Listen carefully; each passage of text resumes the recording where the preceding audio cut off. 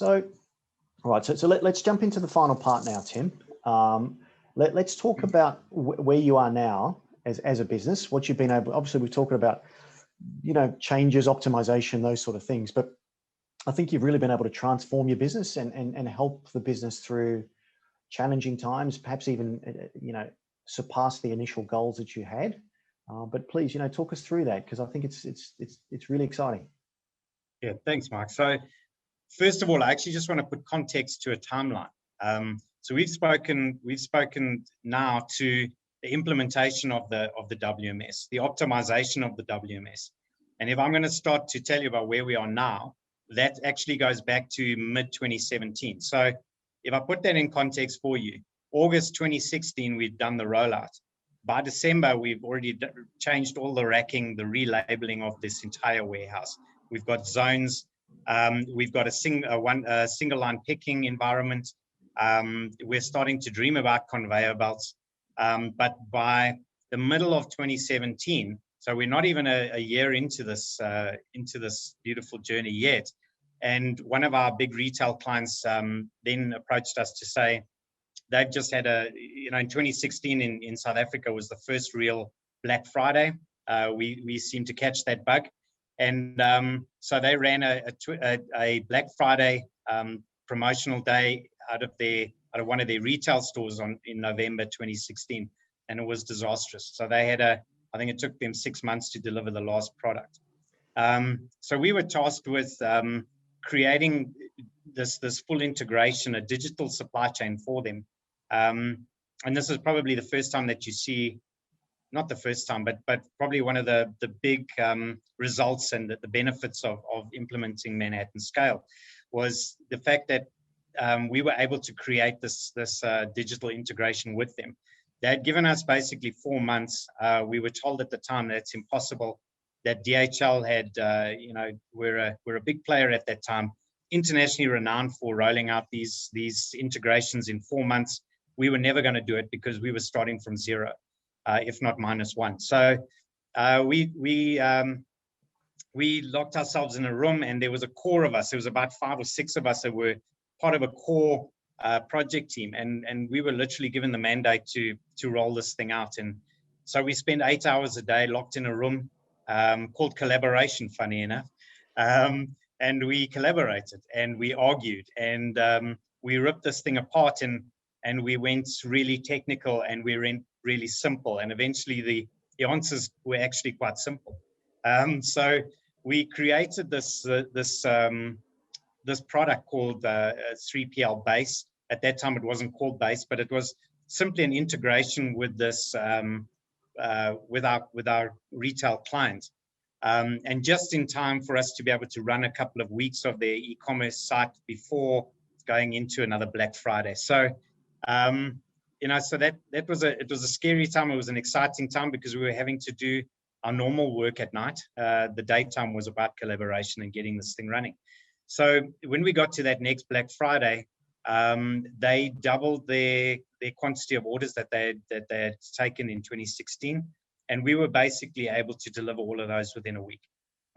So that was, it was really seamless. We were, in those days, considering where we had been, we were picking orders and handing over to couriers in 13 minutes. We were timing that. So it just became seamless. And in fact, what we saw was, because the processes and the system had been just so well tuned, that volume actually made life easier. So instead of making it harder, it actually made life easier. And so, I guess it's probably our envy here in South Africa is looking at some of our big brothers and sisters in the States and Europe, seeing some of the volume that they move, does make me a little envious. We're pushing out about 11,000 SKUs a month, over 60,000 orders, where I'm sure there's other people that are probably pushing 1,000 SKUs over 160,000 orders. So definitely makes the supply chain very different. But I was really proud of what we had done as a team and as a company then, and it was a really, really nice decision. So off the back of that, we then managed to inherit the e-commerce platform for another company within the group of companies. And at the same time, we also did added benefits or added functionality to that system, and that's what we now call 3PL base. So that's a base solution, that's a vanilla offering for a number of our clients. And then on top of that, we also added a central distribution model. So what was happening at that time is retail was suffering a lot of hijackings and armed, horrible armed robberies. And so what we did is we helped the client to draw out quite a bit of stock out of their stores nationally. We were able to centrally locate all of it. And then they were, in conjunction with them, we were able to create the central distribution model based on a min-max level in stores and a replenishment cycle, an automated one eventually. So that was all at that time, and that was now in 2018.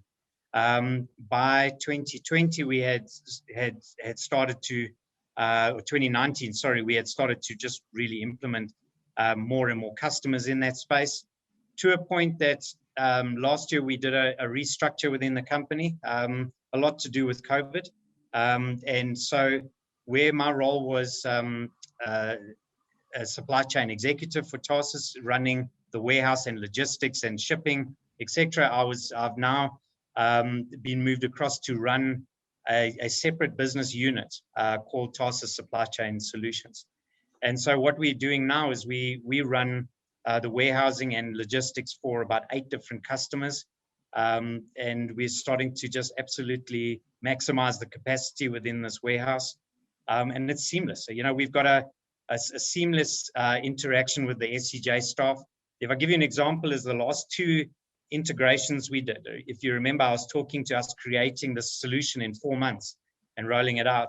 The last 2 solutions we did were with a very good ERP company as well. But so they do need some credit for the success too. But us as a team, we were able to roll both of those systems out in 6 weeks.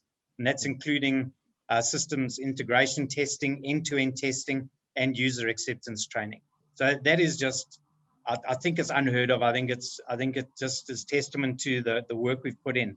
And it's been a really, really exciting journey. So I'm in this new space. Our warehouse is in a new space. And yeah, we've got a nice pipeline of customers. We're looking at just making sure that we are the best supply chain in the tech industry for South Africa. And those are the people we're attracting now. And that's really exciting. And I think, the biggest benefit, I would say, well, not the biggest, but a big benefit is the fact that our large vendors in Europe and in the States have started to take note of our digital journey, because our digital journey runs beyond the supply chain now as well. So even internally, the automation and the digital journey we're on has got them looking at us differently. Even from a marketing perspective, a sales perspective, promotional perspective. So it's really changed how we work, what we're doing, and you can see even from a strategy perspective, a strategy that probably started 8 years ago to where we are now. And I think that's probably a big lesson too, is I think people look at our supply chain and go, we'll never get to that. But it's a journey. It starts with a strategy. It starts with that idea, and it's slow progress. It's going through, especially in a big volume environment. It's about understanding all of your pitfalls and starting to prioritize them on a scale, and just start going through them one by one, and just create yourself a really good project team. I think is the big thing. Yeah, no, so that's amazing, Tim. So thank you so much for sharing where you are. I'm sure the journey hasn't ended here, but what you and the team have been able to create has been really, really amazing. And yeah, thank you so much for sharing that with us. And we'll pop your contact details at the bottom here for anybody who wants to reach out to you in the future. And yeah, thank you again. Absolutely welcome. Thank you, Michael. Cheers.